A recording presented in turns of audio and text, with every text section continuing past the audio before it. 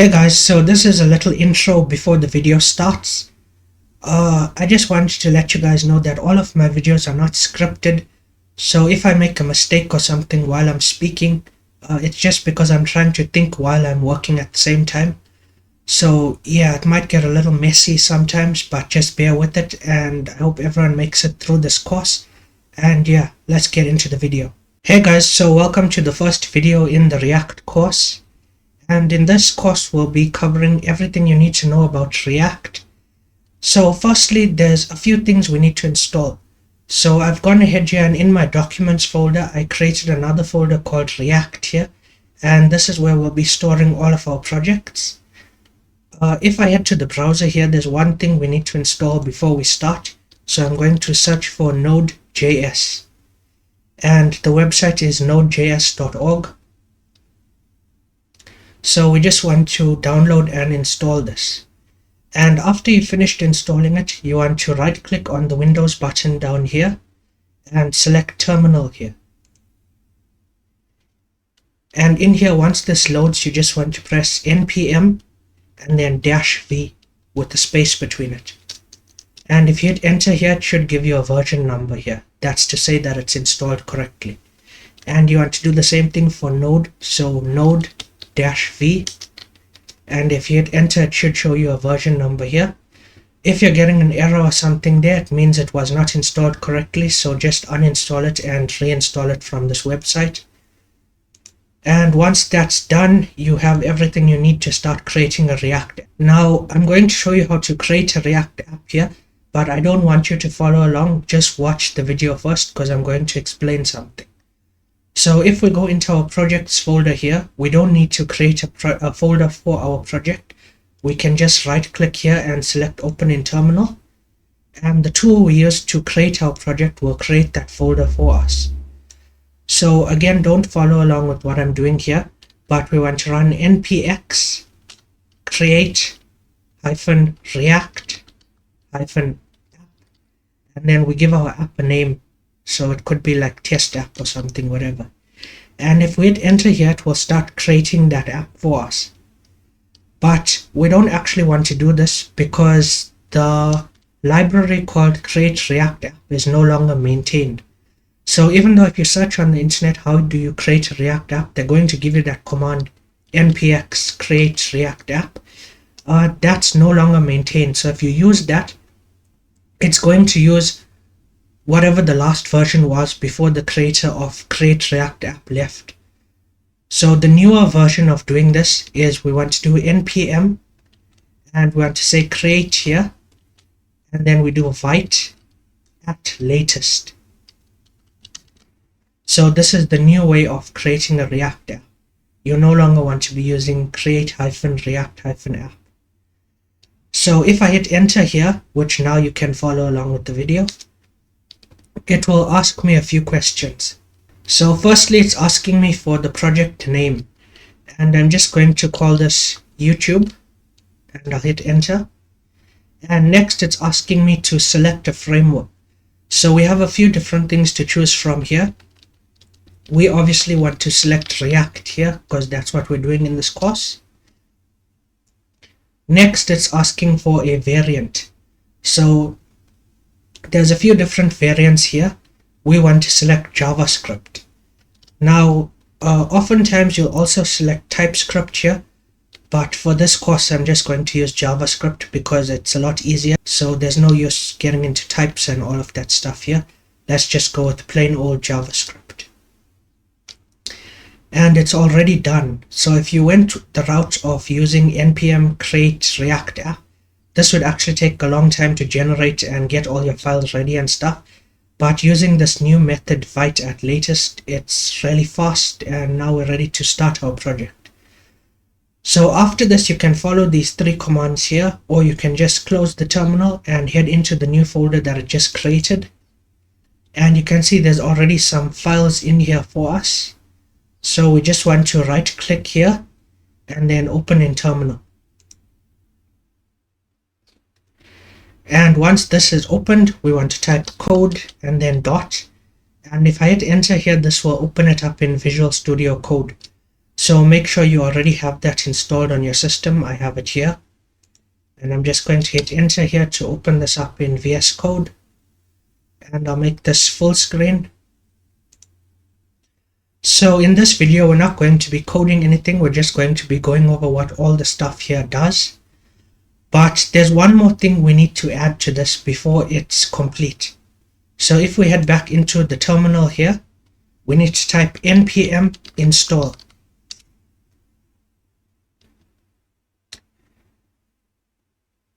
And now we just wait for this to load.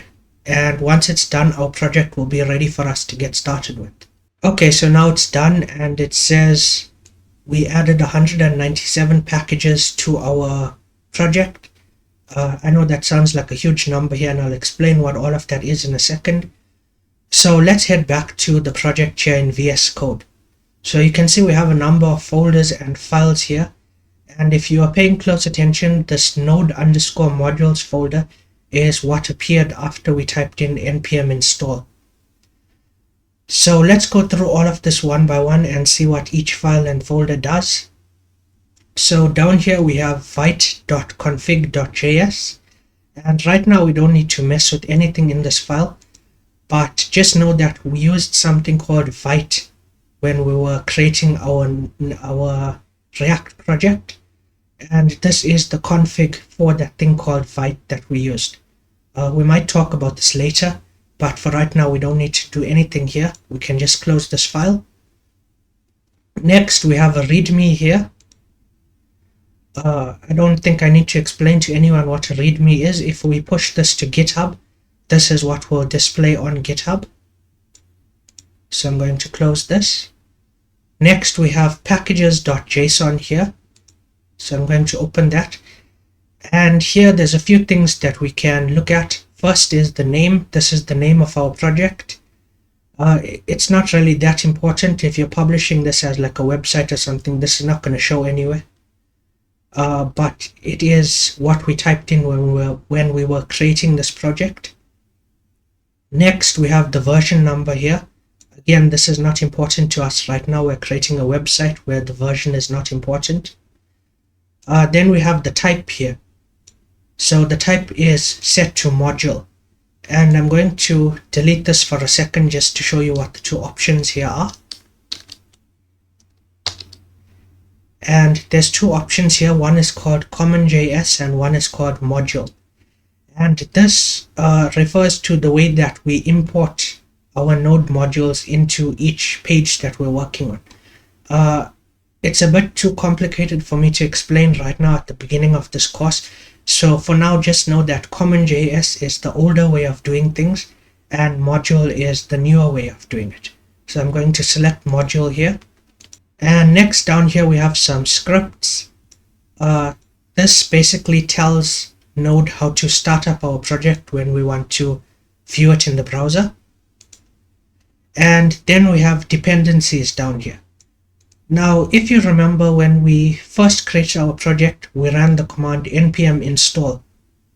So here it says it has two dependencies, and by default when we created that project, these dependencies weren't in the project. So when we ran npm install, it went and looked for the files of these dependencies, and it downloaded them and put them in this node modules folder. Now we also have dev dependencies here, which are even more files that it went and downloaded and put in this node modules folder. And if you notice here, there's only about maybe 10 dependencies altogether, but it said it installed 197 packages. So why this happened is these dependencies actually have their own dependencies, and those dependencies have their own dependencies as well.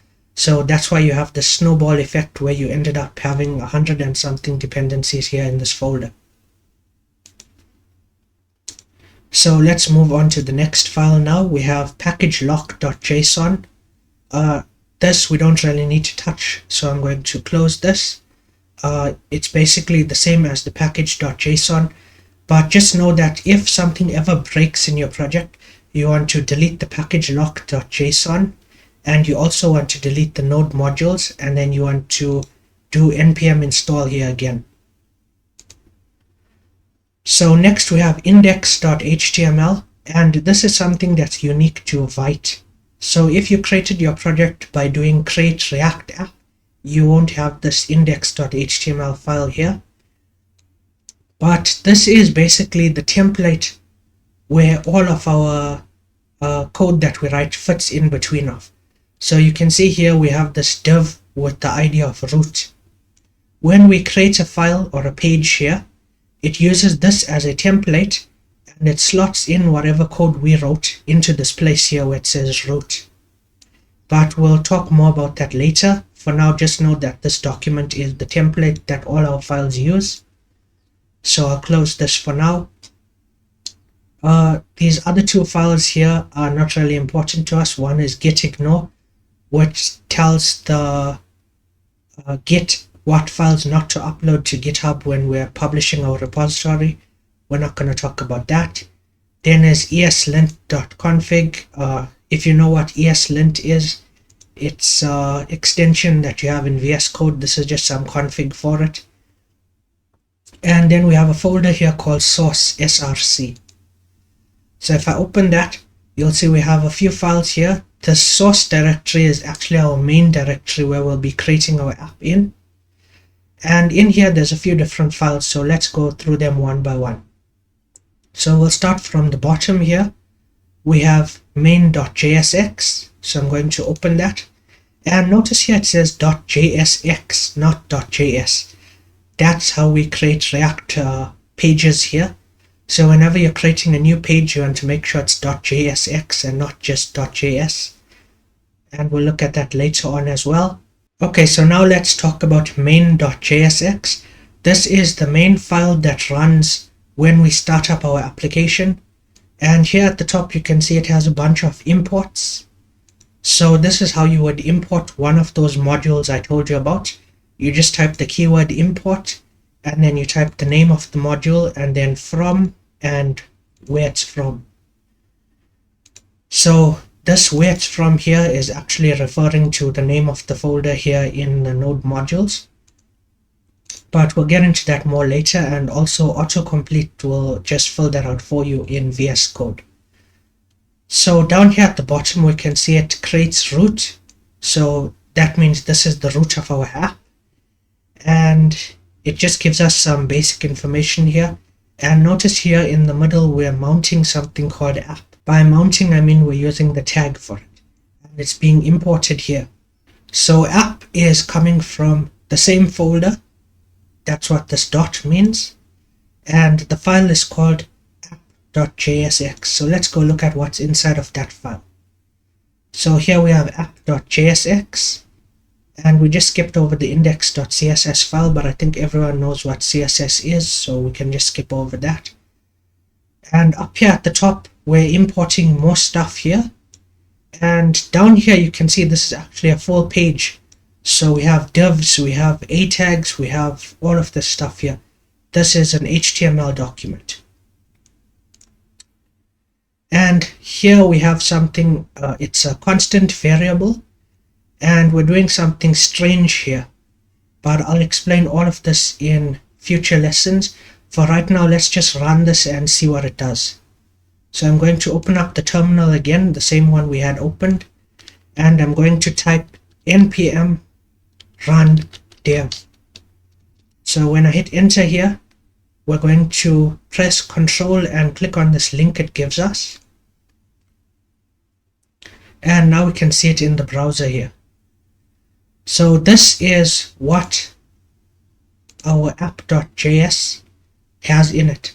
If you see here, it has a button here, and the button says count is. So let's view that on our page. We have a button here and it says count is and gives us a number. And if we click on that, it's just going to increase the number here. So let's head back, and now we know that this is where the main code is right now.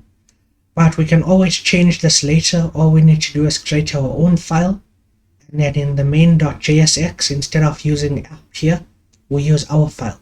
So we import it up here and we use it down here. But again, right now we're just going through all the files and seeing what's inside of them, so we're not going to touch any of that right now. let's head to app.css. Again, this is just a CSS file. I don't know why I opened it. But next up here, there's a folder called assets. So this is where all of the assets for our project live. You can see here that we just have a rectangle right now. This is what's displaying here. So whenever we want to add images or stuff to our project, we can just add it into this assets folder here. So I'm going to close this. And then we have a public folder here. So if I open this, it also has images in here. But I'm going to show you what this image is being used for. So if we go into the index.html file here, the template file, you can see here at the top, it says link, and this is usually how we link CSS files, but here it's being used to link an icon, and the icon is this vite.svg. So that's what this public folder here is doing. It just has the link for the icon here, and if we open up that web page, the icon, it's being displayed here, but what that code is doing is it's actually displaying it up here at the top.